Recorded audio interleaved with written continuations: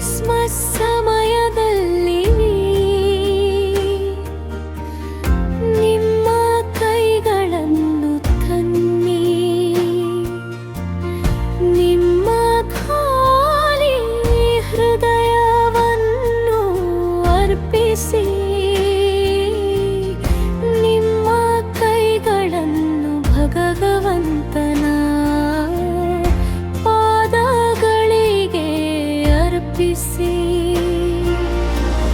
ರಕ್ಷಕನು ಬಂದಿದ್ದಾನೆ, ವಿಶ್ವದ ಬೆಂಬಲ.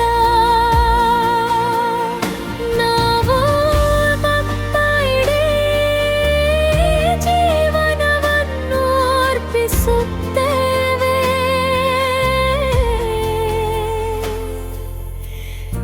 ನಿಮ್ಮ ಕೈಗಳನ್ನು ತನ್ನಿ, ಖಾಲಿ ಕೈಗಳು.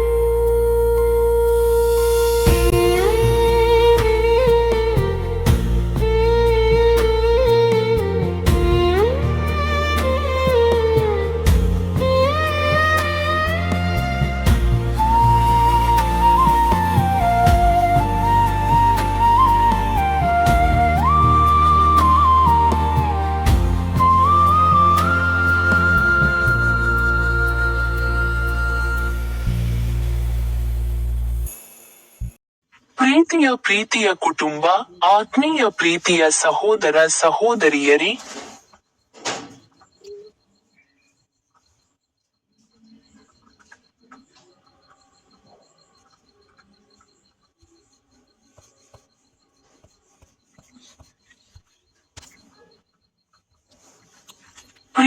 ಪ್ರೀತಿಯ ಕುಟುಂಬ, ಆತ್ಮೀಯ ಪ್ರೀತಿಯ ಸಹೋದರ ಸಹೋದರಿಯರೇ, ಆತ್ಮೀಯ ವೃದ್ಧ ಪೋಷಕರೇ, ಚಿಕ್ಕ ಮಕ್ಕಳು ಮತ್ತು ಯುವಕರೇ, ನಾನು ಧರ್ಮ ಪ್ರಚಾರಕ ಜಿ.ಎಂ. ತ್ರಿಲೋಕರಾಜನ್. ಇಂದು ಡಿಸೆಂಬರ್ 25ನೇ ತಾರೀಖು. ನಿಮ್ಮೆಲ್ಲರಿಗೂ ಕ್ರಿಸ್ಮಸ್ ಹಬ್ಬದ ಶುಭಾಶಯಗಳು. ಕ್ರಿಸ್ಮಸ್ಗಾಗಿ ಪ್ರಾರ್ಥನೆ. ಓ ಪ್ರೀತಿಯ ತಂದೆ ದೇವರೇ, ಇಂದು ನಾವು ನಿಮ್ಮ ಮಗ, ಕರ್ತನಾದ ಯೇಸು ಕ್ರಿಸ್ತನ ಪವಿತ್ರ ಜನನವನ್ನು ಸಂತೋಷ ಮತ್ತು ಕೃತಜ್ಞತೆಯಿಂದ ಆಚರಿಸುತ್ತೇವೆ. ಸಂರಕ್ಷಕನನ್ನು ನಮ್ಮ ನಡುವೆ ಕಳುಹಿಸುವ ಮೂಲಕ ನೀವು ಕತ್ತಲೆಯಲ್ಲಿರುವ ಜಗತ್ತಿಗೆ ಭರವಸೆಯ ಬೆಳಕನ್ನು ಬೆಳಗಿಸಿದ್ದೀರಿ. ಓ ಕರ್ತನಾದ ಯೇಸು, ನೀವು ವೈಭವವನ್ನು ತೊರೆದು ಗೋದಲಿಯ ಸರಳತೆಯನ್ನು ಸ್ವೀಕರಿಸಿದ್ದೀರಿ. ನಮಗೆ ನಮ್ರತೆ, ಪ್ರೀತಿ ಮತ್ತು ಸೇವೆಯ ಮಾರ್ಗವನ್ನು ಕಲಿಸಿದ್ದೀರಿ. ಇಂದು ನಾವು ನಿಮ್ಮನ್ನು ನಮ್ಮ ಹೃದಯಗಳಿಗೆ ತೆರೆದ ಬಾಗಿಲುಗಳೊಂದಿಗೆ ಸ್ವಾಗತಿಸುತ್ತೇವೆ. ಪಾರಿವಾಳ ಶಾಂತಿ ಮತ್ತು ಪ್ರೀತಿಗಾಗಿ. ಓ ಶಾಂತಿಯ ರಾಜಕುಮಾರ, ಈ ಪ್ರಪಂಚದಿಂದ ದ್ವೇಷ, ಹಿಂಸೆ ಮತ್ತು ಭಯವನ್ನು ತೆಗೆದುಹಾಕಿ ನಮ್ಮ ಕುಟುಂಬಗಳಲ್ಲಿ ಶಾಂತಿ, ನಮ್ಮ ಸಮಾಜದಲ್ಲಿ ಸಾಮರಸ್ಯ ಮತ್ತು ನಮ್ಮ ಜಗತ್ತಿನಲ್ಲಿ ಪ್ರೀತಿಯನ್ನು ಸ್ಥಾಪಿಸಿ. ಬೈಬಲ್ನ ಮೊದಲ ವಚನವನ್ನು ಹೇಳಿರಿ. ಯೆಶಾಯ ಅಧ್ಯಾಯ 52 ವಚನ 7. ಶುಭವಾರ್ತೆಯನ್ನು ತರುವವನ ಪಾದಗಳು ಪರ್ವತಗಳ ಮೇಲೆ ಎಷ್ಟು ಸುಂದರವಾಗಿವೆ. ಆತನು ಶಾಂತಿ ಮತ್ತು ಯೋಗಕ್ಷೇಮ ಮತ್ತು ರಕ್ಷಣೆಯ ಶುಭವಾರ್ತೆಯನ್ನು ತರುತ್ತಾನೆ. ಆತನು ಚೀಯೋನಿಗೆ, ನಿನ್ನ ದೇವರು ಆಳುತ್ತಾನೆ ಎಂದು ಹೇಳುತ್ತಾನೆ. ದೊಡ್ಡ ಅರ್ಥ. ಈ ಭವಿಷ್ಯವಾಣಿಯು ಕ್ರಿಸ್ತನ ಆಗಮನ ಮತ್ತು ರಕ್ಷಣೆಯ ಶುಭವಾರ್ತೆಯನ್ನು ಪ್ರಕಟಿಸುತ್ತದೆ. ದೇವರು ಸ್ವತಃ ತನ್ನ ಜನರನ್ನು ವಿಮೋಚಿಸಲು ಬರುತ್ತಾನೆ, ಮತ್ತು ಈ ರಕ್ಷಣೆಯು ಒಂದು ರಾಷ್ಟ್ರಕ್ಕೆ ಸೀಮಿತವಾಗಿಲ್ಲ, ಆದರೆ ಇಡೀ ಭೂಮಿಗೆ ಆಗಿದೆ. ಪ್ರಾರ್ಥನೆ. ಕರ್ತನೇ, ಶಾಂತಿ ಮತ್ತು ರಕ್ಷಣೆಯ ಸಂದೇಶವನ್ನು ತಂದವನೇ, ನಮ್ಮ ಜೀವನದ ಮೂಲಕ ಆ ಶುಭವಾರ್ತೆಯನ್ನು ಹರಡಲು ನಮಗೆ ಶಕ್ತಿಯನ್ನು ನೀಡು. ಆಮೆನ್. ಎರಡನೇ ಬೈಬಲ್ ವಚನವನ್ನು ಹೇಳಿರಿ. ತೀತ ಅಧ್ಯಾಯ 2 ವಚನ 11. ದೇವರ ಕೃಪೆಯು ಕಾಣಿಸಿಕೊಂಡಿದೆ. ಅದು ಎಲ್ಲ ಮನುಷ್ಯರಿಗೆ ಮೋಕ್ಷವನ್ನು ತರಬಲ್ಲದು. ಹೆಚ್ಚಿನ ಅರ್ಥ. ಯೇಸುವಿನ ಜನನವು ದೇವರ ಕೃಪೆಯ ನೇರ ಪುರಾವೆಯಾಗಿದೆ. ಮೋಕ್ಷವು ಅರ್ಹತೆಯ ಫಲಿತಾಂಶವಲ್ಲ, ಆದರೆ ದೇವರ ಪ್ರೀತಿಯ ಉಡುಗೊರೆಯಾಗಿದೆ. ಪ್ರಾರ್ಥನೆ. ಕರುಣಾಮಯಿ ದೇವರೇ, ನಿನ್ನ ಕೃಪೆಗೆ ಧನ್ಯವಾದಗಳು. ಆ ಕೃಪೆಗೆ ಅರ್ಹವಾದ ಜೀವನವನ್ನು ನಡೆಸಲು ನಮಗೆ ಕೃಪೆಯನ್ನು ನೀಡು. ಆಮೆನ್. ಮೂರನೇ ಬೈಬಲ್ ವಚನದಲ್ಲಿ ಮಾತನಾಡಿ. ಮತ್ತಾಯನ ಪವಿತ್ರ ಸುವಾರ್ತೆ, ಅಧ್ಯಾಯ 2, ವಚನ 9 ಹೇಳುತ್ತದೆ, ಅವರು ರಾಜನ ಧ್ವನಿಯನ್ನು ಕೇಳಿದಾಗ ಅವರು ಹೊರಟು ಹೋದರು. ಪೂರ್ವದಲ್ಲಿ ಅವರು ನೋಡಿದ ನಕ್ಷತ್ರವು ಅವರ ಮುಂದೆ ಹೋಗಿ ಮಗು ಇದ್ದ ಸ್ಥಳದ ಮೇಲೆ ನಿಂತಿತು.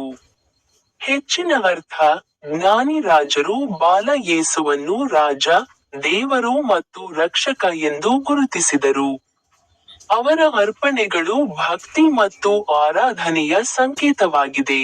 ಪ್ರಾರ್ಥನೆ. ಕರ್ತನಾದ ಯೇಸುವೆ, ನಾವು ನಮ್ಮ ಹೃದಯಗಳು, ಸಮಯ ಮತ್ತು ಜೀವಗಳನ್ನು ನಿಮ್ಮ ಪಾದಗಳಲ್ಲಿ ಅರ್ಪಿಸುತ್ತೇವೆ. ನಮ್ಮನ್ನು ನಿಜವಾದ ಆರಾಧಕರನ್ನಾಗಿ ಮಾಡಿ. ಆಮೆನ್. ಕೊನೆಯ ಬೈಬಲ್ ವಚನವನ್ನು ಹೇಳಿ. ಮೊದಲ ಅರಸುಗಳು ಅಧ್ಯಾಯ 8 ವಚನ 50. ಮತ್ತು ನಿಮ್ಮ ಜನರ ಎಲ್ಲಾ ಪಾಪಗಳನ್ನು ಮತ್ತು ನಿಮ್ಮ ವಿರುದ್ಧ ಅವರ ಎಲ್ಲಾ ಉಲ್ಲಂಘನೆಗಳನ್ನು ಕ್ಷಮಿಸಿ.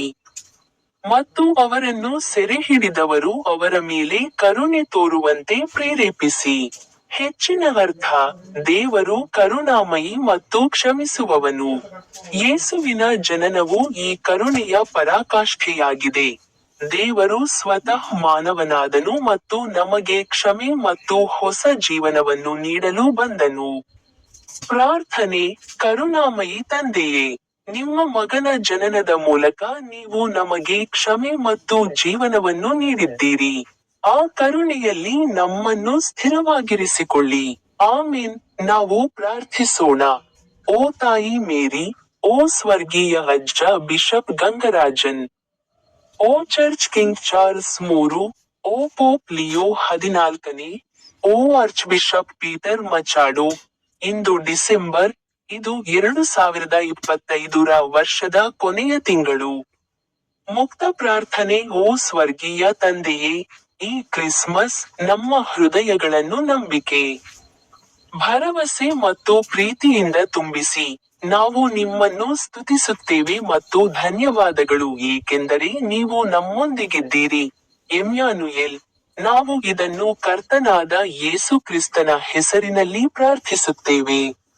ಆಮೆನ್.